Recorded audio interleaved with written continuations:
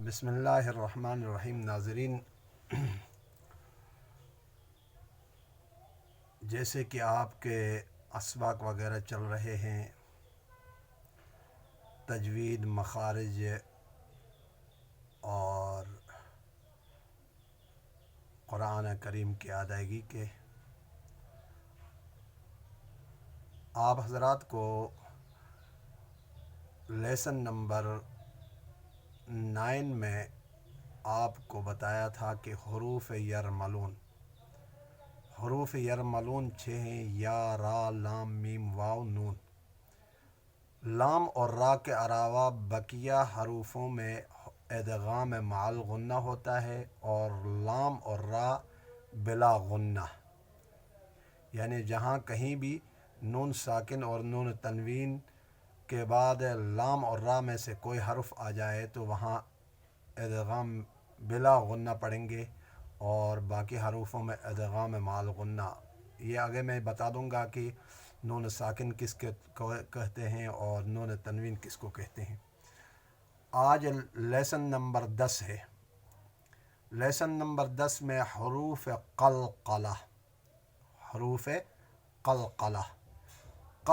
کہتے ہیں، یعنی جن حروفوں کی آواز مخرج سے دوبارہ لوٹ کر آتی ہو۔ جیسے خالی مکان میں آپ بولتے ہیں تو اس میں آواز دوبارہ ٹکرا کر واپس آ جاتی ہے، یا آپ کے ہاتھ میں گیند ہوتی ہے، گیند کو آپ دیوار کی طرف پھینکیں گے تو وہاں سے دیوار میں لگ کر واپس آ جاتی ہے۔ اسی طریقے سے ان حروفوں میں، حروف قلقلہ میں آواز مخرج سے ٹکرا جائے گی۔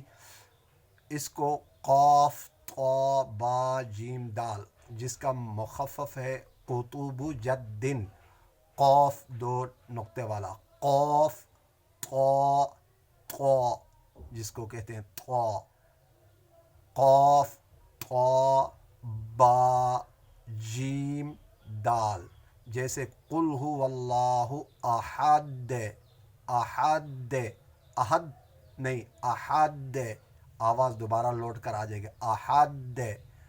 اللہ الصمد، لم یلد ولم یولد ولم یکن لہ کفوا احد۔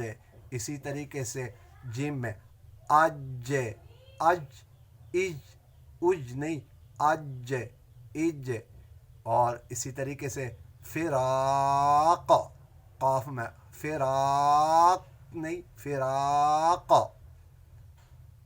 تو اس کو حروف قلقلہ کہتے ہیں۔ قاف، طا، با، جیم، دال۔ کتنے ہو گئے؟ 5۔ قاف، طا، با، جیم، دال، قطب جدن، حروف قلقلہ آپ نے یاد کرنا ہے، حروف قلقلہ۔ والسلام علیکم ورحمۃ اللہ وبرکاتہ۔ آپ سے گزارش ہے کہ آپ نے آگے اس کو شیئر بھی کرنا ہے اور سبسکرائب کر کے آپ نے اس میں لائک بھی کرنا ہے۔ شکریہ۔